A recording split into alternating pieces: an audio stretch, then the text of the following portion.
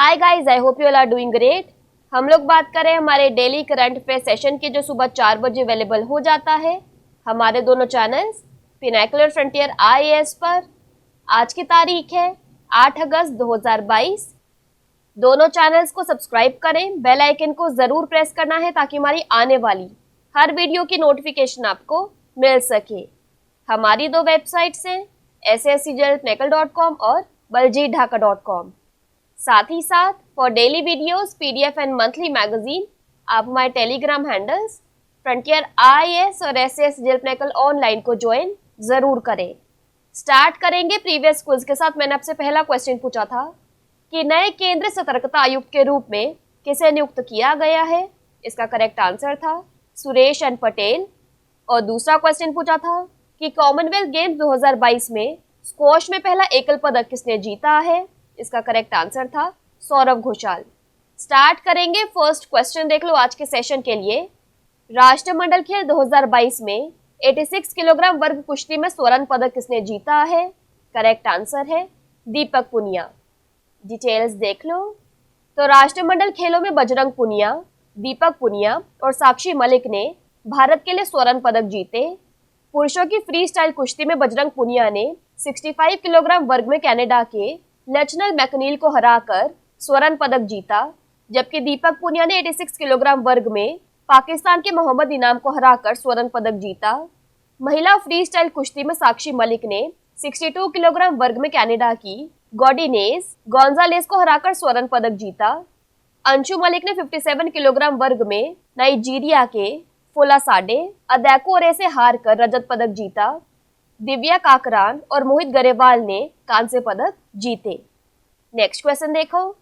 UNESCO की विश्व की महत्वपूर्ण लुप्तप्राय विरासत वेधशालाओं की सूची में किस राज्य की खगोलीय वेधशाला को जोड़ा गया है। करेक्ट आंसर है बिहार। डिटेल्स देख लो। तो यूनेस्को ने दुनिया की महत्वपूर्ण लुप्तप्राय विरासत वेधशालाओं की सूची में बिहार के मुजफ्फरपुर के लंगट सिंह कॉलेज की 106 वर्षीय खगोलीय वेधशाला को जोड़ा है। वेधशाला 1916 में 123 साल पुराने कॉलेज में बनाई गई थी, जो अब भीमराव अंबेडकर बिहार विश्वविद्यालय से संबद्ध यानी अफिलिएटेड है। एक तारामंडल यानी प्लेनेटेरियम भी 1946 में कॉलेज में स्थापित किया गया था। वेधशाला और तारामंडल 1970 के दशक की शुरुआत तक संतोषजनक ढंग से काम करते थे, लेकिन समय के साथ धीरे धीरे कम होने लगे। वर्तमान में यह पूरी तरह से बेकार पड़ा हुआ है और वेधशाला में अधिकांश महंगी मशीनें कबाड़ बन गई हैं। बात करें यहाँ पर बिहार की, तो इसकी वर्ल्ड हेरिटेज साइट्स में आता है महाबोधि टेम्पल बोध गया, Nalanda university. Wild life sanctuaries में आता है Udaipur wild life sanctuary, Valmiki tiger reserve, Rajgir wild life sanctuary, Kaimur wild life sanctuary. Bihar की कैपिटल है पटना, सीएम है नीतीश कुमार, गवर्नर है फागू चौहान। नेक्स्ट क्वेश्चन देखो। पुस्तक home in the world A memoir के लिए मुजफ्फर अहमद मेमोरियल पुरस्कार से किसे सम्मानित किया गया है। करेक्ट आंसर है अमर्त्य सेन। डिटेल्स देख लो। तो अर्थशास्त्री अमर्त्य सेन को कम्युनिस्ट पार्टी द्वारा आयोजित एक कार्यक्रम में अपनी पुस्तक home in the world A memoir के लिए मुजफ्फर अहमद मेमोरियल पुरस्कार से सम्मानित किया गया। यह कार्यक्रम काका बाबू मुजफ्फर अहमद के 134वें जन्म शताब्दी समारोह के हिस्से के रूप में आयोजित किया गया था। इस पुस्तक का बंगाली अनुवाद जगत कुटीर भी उपलब्ध है। हाल ही में अमर्त्य सेन ने टीएमसी सरकार का बंगा विभूषण पुरस्कार लेने से मना कर दिया था। पुरस्कार प्रत्येक वर्ष प्रगतिशील साहित्य को दिया जाता है। नेक्स्ट क्वेश्चन देखो। भारतीय रिजर्व बैंक आरबीआई ने रेपो दर को बढ़ाकर %% कर दिया है। करेक्ट आंसर है 5.4%। डिटेल्स देख लो। तो भारतीय रिजर्व बैंक आरबीआई ने 5 अगस्त 2022 को आरबीआई की मौद्रिक नीति समीक्षा की घोषणा की। अपनी नवीनतम नीति पुनरावृत्ति में आरबीआई गवर्नर शक्तिकांत दास की अध्यक्षता वाली भारतीय रिजर्व बैंक की मौद्रिक नीति समिति एमपीसी ने रेपो दर को 50 आधार अंकों से बढ़ाकर 5.40% करने का फैसला किया है। स्थायी जमा सुविधा यानी स्टैंडिंग डिपॉजिट फैसिलिटी एसडीएफ दर अब 5.15% है, जबकि सीमांत स्थायी सुविधा यानी मार्जिनल स्टैंडिंग फैसिलिटी एमएसएफ दर 5.65% है। नेक्स्ट देखो। पीएम मोदी ने किस राज्य में श्रीमद रामचंद्र मिशन के तहत विभिन्न परियोजनाओं का उद्घाटन किया है? करेक्ट आंसर है गुजरात। डिटेल्स देख लो। तो प्रधानमंत्री नरेंद्र मोदी ने गुजरात के धर्मपुर में श्रीमद रामचंद्र मिशन की 300 करोड़ रुपए से अधिक की विभिन्न परियोजनाओं का उद्घाटन और आधारशिला रखी है। मिशन द्वारा शुरू की गई आधुनिक स्वास्थ्य सुविधाओं से दक्षिण गुजरात के ग्रामीण, गरीब और आदिवासी लोगों को लाभ होगा। श्रीमद रामचंद्र 1867-1901 एक जैव कवि, रहस्यवादी, दार्शनिक, विद्वान और सुधारक थे। उन्होंने आत्मसिद्धि सहित कई दार्शनिक कविताएं लिखी। उन्हें जैन धर्म पर उनकी शिक्षाओं और महात्मा गांधी को उनके आध्यात्मिक मार्गदर्शन के लिए जाना जाता है।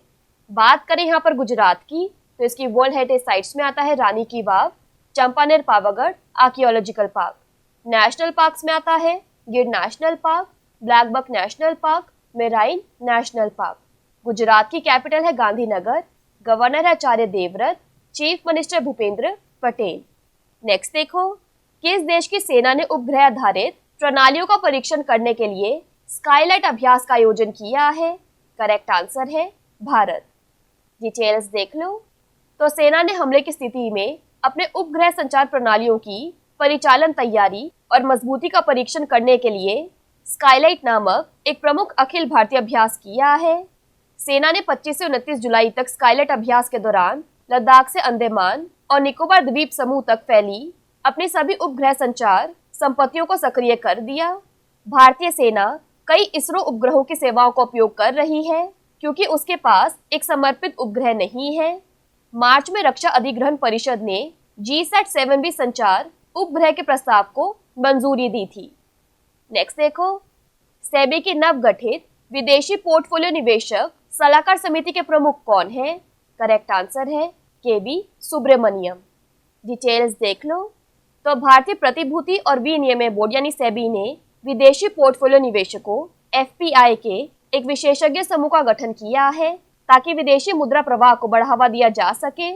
FPI सलाहकार समिति की अध्यक्षता पूर्व मुख्य आर्थिक सलाहकार KB सुब्रमण्यम करेंगे और इसमें विदेशी बैंकों, स्टॉक एक्सचेंज डिपॉजिटरी और RBI का प्रतिनिधित्व करने वाले 14 अन्य सदस्य शामिल होंगे।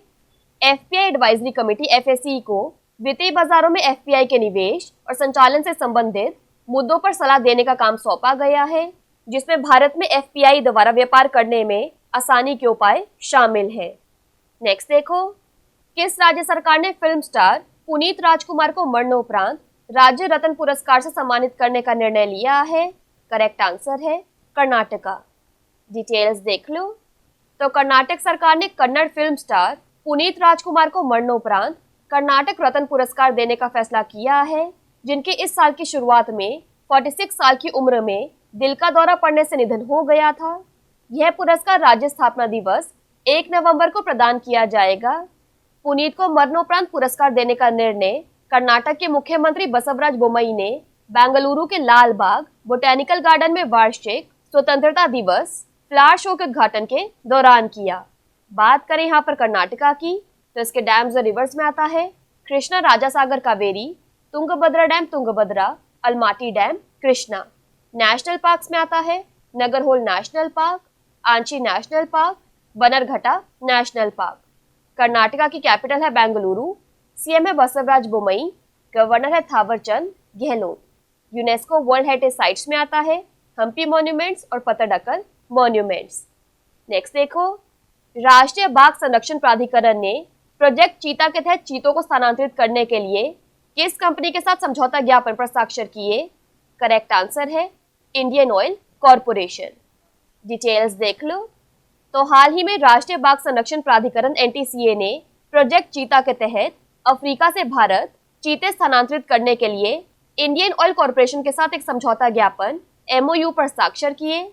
MOU के हिस्से के रूप में IOC परियोजना के लिए 4 साल की अवधि में 50.22 करोड़ रुपए का अनुदान देगा।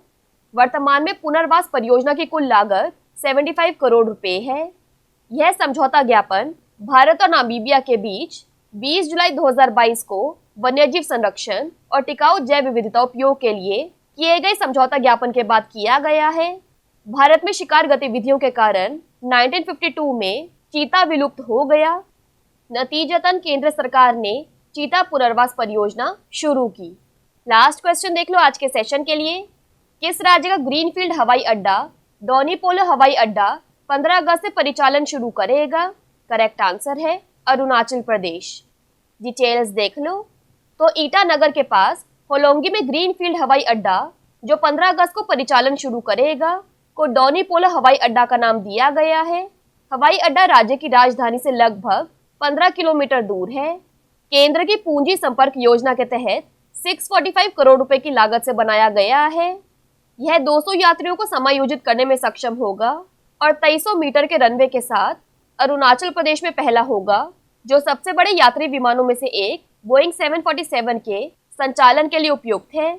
यह नाम आदिवासी राज्य की सांस्कृतिक विरासत का प्रतीक है और सूर्य यानी डोनी और चंद्रमा यानी पोलो पर लोगों की श्रद्धा को भी दर्शाता है। बात करें यहाँ पर अरुणाचल प्रदेश की तो इसके फेमस डैम्स में आता है रंगा नदी डैम, फोक डांस में आता है बारदो छम। अरुणाचल प्रदेश की कैपिटल है ईटानगर, गवर्नर है बीडी मिश्रा, सीएम है पेमा खांडू। क्विकली बात कर लेते हैं आज के सेशन की समरी की। तो कॉमनवेल्थ गेम्स 2022 में 86 किलोग्राम रेसलिंग में गोल्ड हासिल किया दीपक पुनिया ने। बिहार के एस्ट्रोनॉमिकल ऑब्जर्वेटरी को यूनेस्को की वर्ल्ड की इंपॉर्टेंट एंडेंजर्ड हेरिटेज ऑब्जर्वेटरीज में लिस्ट किया गया है।